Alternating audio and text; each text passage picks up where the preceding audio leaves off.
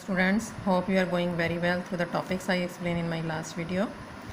In my last video I explained you how to draw a pie chart. I first explained you about it, that we have to adjust a circle and full angle of a circle. A circle is of how much degree? 360 degree. We have to adjust it. Then after drawing a circle we have to draw any radius at any point. This side किसी भी जगह आप radius draw करोगे, उसके बाद pie chart बाकी draw होता है. Today I will explain you how to draw a pie chart with some data. Here the question, example number 2nd is, on a particular day the sales in rupees of different items of a baker's shop are given below. Items दी हुई हैं. Example number 2 में second column is of, on a particular day the sales in rupees. Then we have to measure central angle. How we adjust it? Here we are given ordinary food. First value is ordinary food. Second value is fruit, bread. दो lines का इसमें difference रख लो, मतलब दो lines में एक term को solve करेंगे हम. Cakes and pastries. Cakes and first item, second item, third item cakes and pastries. Fourth items is biscuits and last one is fifth item is others. Here sale of 320 rupees, it is of 80, it is of 160, it is of 120 and last one is 40 and total is 720. It is given to us. अगर ये total ना दिया हो तो हमें इसको add कर लेना सभी टर्म्स को. Now how we adjust central angle of these items? मतलब कि हमें total angle of a circle is always equal to 360. 360 divided by 720. ये तो हर टर्म में लेना ही लेना है हमें.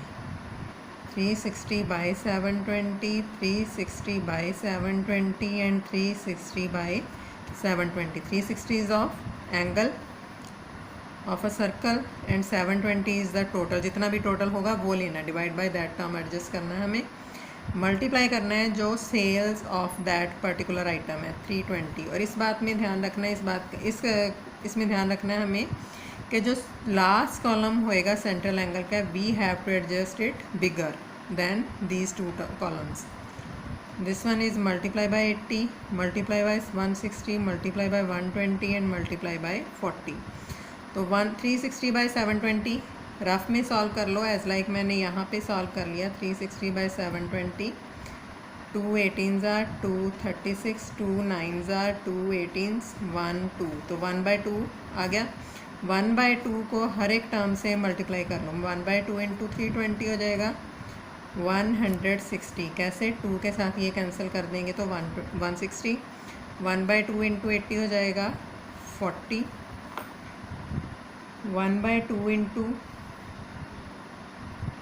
160 हो जाएगा 80. 1/2 इंटू 120 हो जाएगा 60 एंड 1/2 इंटू 40 हो जाएगा 20.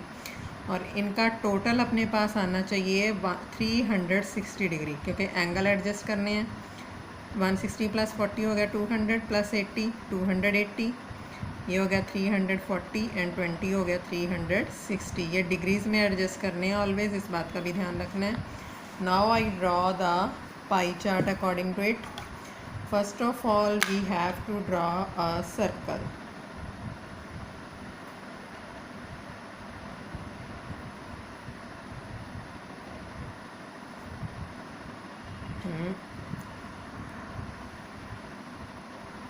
Here I draw the circle.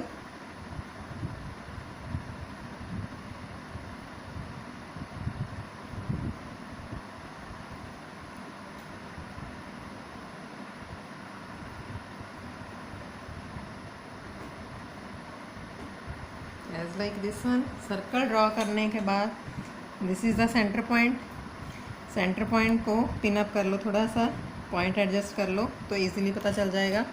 Now we have to draw anywhere the radius, कहीं भी इसका रेडियस एडजस्ट कर लो, then we have to adjust the angles.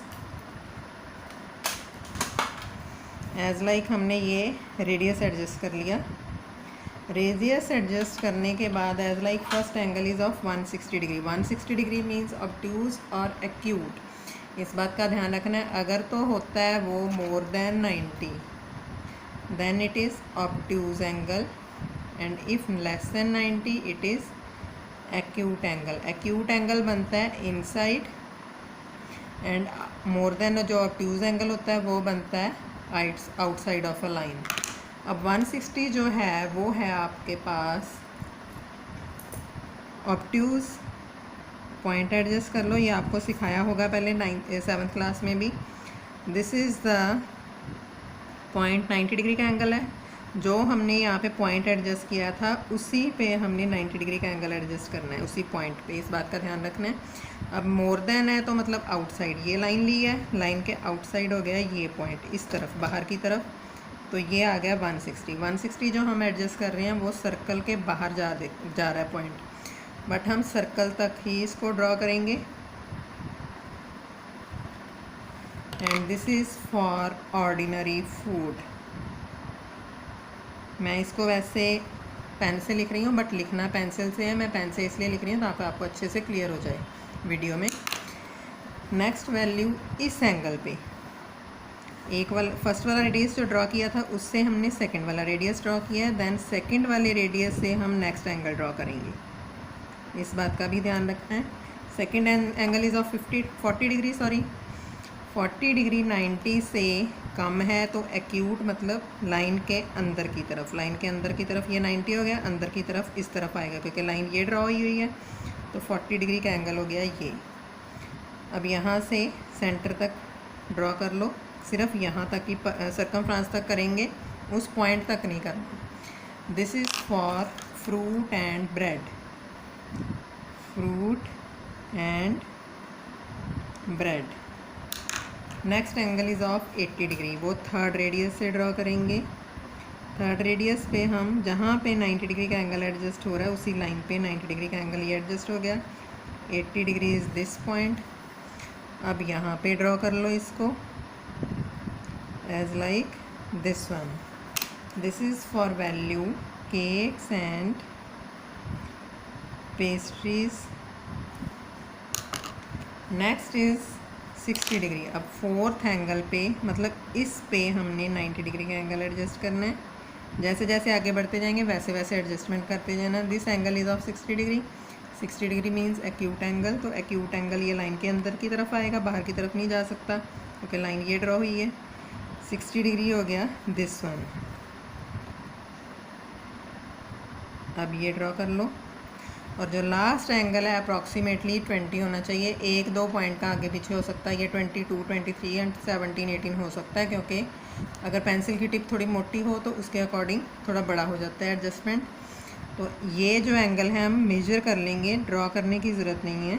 ये रहा, और ये लाइन है इसकी 21 डिग्री एडजस्ट हो रही है मेरे पास, ठीक है। 20 से थोड़ा सा आगे, क्योंकि 20 डिग्री है इस लाइन से हमने ड्रॉ किया, अंदर की तरफ 20 डिग्री ये हो जाएगा, तो इसके अकॉर्डिंग 21 डिग्री बन रहा है अपने पास angle.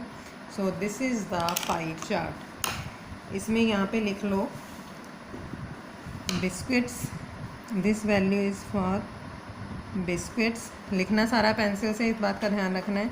And it is others. This is the question according to pie chart, and you have to solve other questions of pie chart of exercise. Thank you.